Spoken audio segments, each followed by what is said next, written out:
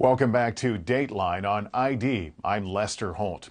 Police were looking for a man named Gary Hilton in connection with the disappearance of Meredith Emerson. Authorities would come to believe a low-budget movie may hold a clue to what happened to her. Here again is Dennis Murphy. On Blood Mountain, there was still no trace of Meredith Emerson. Her friend Julia and the other searchers found no news to be good news. I think it might be a good thing that, she might be somewhere warm, their dog, and somebody might just have her or something like that. Kind of makes me feel a little better knowing that we haven't found anything here yet. While hundreds of volunteers and deputies scoured the forest for clues,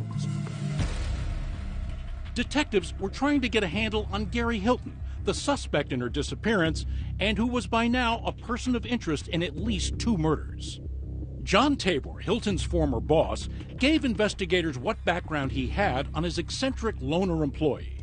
Tabor had known him for nearly a decade.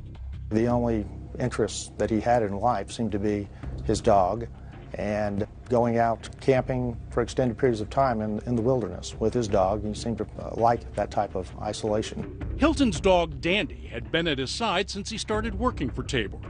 The former boss had come to regard Hilton as a hair-triggered nutcase. He often told stories of going to parks with his dog, and he would end up in altercations with other pet owners. It was always the same story. He would reprimand the other dog owner's behavior. Then the other dog owner would get angry at him and verbally or physically assault him, so he was always the victim. For the first 9 years, Hilton worked at his siding business. Tabor recalled him as a good employee.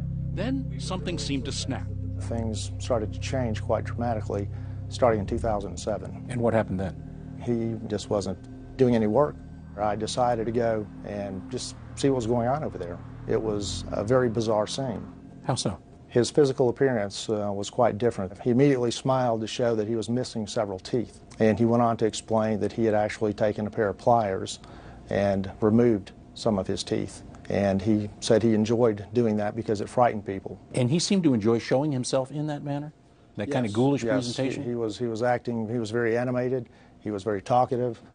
Tabor fired Hilton, who then turned around and claimed Tabor owed him money. By midsummer 2007, the siding guy said he feared for his safety. He finally threatened to kill me. I mean, he made it very clear. Tabor took those threats seriously. I immediately armed myself with a Glock 9mm and an AR-15 assault rifle. I started driving a rental car so he wouldn't know what vehicle I was in. He was your boogeyman. Absolutely. It was a terrifying ordeal, not to know what was going to happen, to pull in your driveway and have someone jump out of the bushes and maybe assassinate you. When the former boss finally went to the police with his story, it seemed to do the trick. Within a day or two, he had packed up all of his belongings and moved on. Put all the stuff in the van and took off? Yes. John Tabor was relieved to see Hilton in his rearview mirror, but he was nonetheless puzzled by the change that had come over the man. When you're around someone for nearly 10 years and it's uneventful, there's nothing that ever happens that suggests a demonic, violent personality that apparently materialized somehow. Tabor had part of the Gary Hilton picture. A veteran Atlanta criminal defense lawyer added more. Sam Rail had defended Hilton years back on some minorish beefs.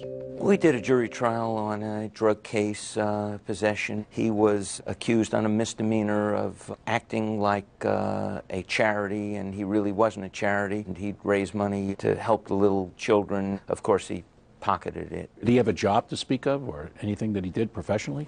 His job was scamming. That's what he did, mostly.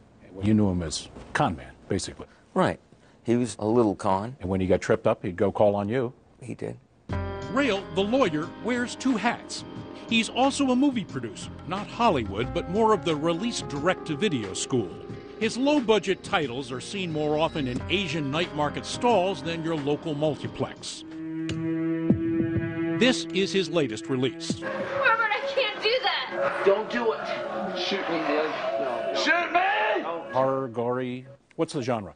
Try not to make it gory, but at the end of the day, a little blood, a little sex, a little violence can't hurt. As it turned out, cops on the Meredith Emerson case were particularly interested in Rail's first movie, Deadly Run. He made it back in 1985 with the assistance of his scam artist client, Gary Hilton. The premise of the movie is that we're going to take some women into the woods, then we're going to befriend those women, and then poof, they're going to be hunted down and killed. Is Gary involved in this in the sense of like a script writer or anything that formal? Gary is helping me throughout and then helping the star figure out how to be a serial killer. These are ideas you guys are knocking around. Gary has a dark side sometimes here and there. He wants to get involved in the movie, but he wants to make it darker and more horrible. He'd like to have more blood, more gore, have rape, have more killings, things like that. I thought we toned it down and made a better movie. He suggested that we do it up in the woods. He helped me find some of the locations. We found the cabin. That cabin used in the movie happened to be in the Chattahoochee National Forest, just north of where Meredith Emerson went missing. He's around the table as you guys collaborate on this film. How's he behaving around your group of movie people? When the movie was being made, he's animated but interesting. So he's not a loner? No, he's a loner. He's a psychopath. He's a sociopath. He's always trying to get one step ahead of the law. He's always doing something a little bit wrong, but all my clients, they do that too. It sounds like you're talking about kind of a charming guy. He was charming, he was personable, he was a fellow that you'd want to meet. Which are all skills you need to be a successful con man, if you're going to keep an edge. But the lawyer and movie producer had a falling out with Hilton over, of all things, a dog. Dogs seem to be important to him. Dogs were very important to him. He wound up with my dog, but... What do you mean?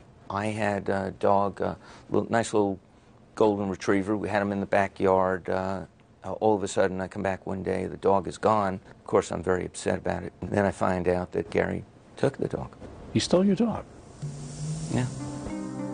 As their profile of Hilton became clearer and became more troubling, investigators looking for him and Meredith were desperate for any lead on his whereabouts, and they were about to get one. I answered my cell phone, and I heard his voice. Couldn't believe it. Coming up, a trap is set to lure Gary Hilton from his hiding spot. I was trying to play it cool. And a dramatic new lead. Could it lead police to Meredith? She could be alive, and we just can't let up. When Mystery on Blood Mountain continues.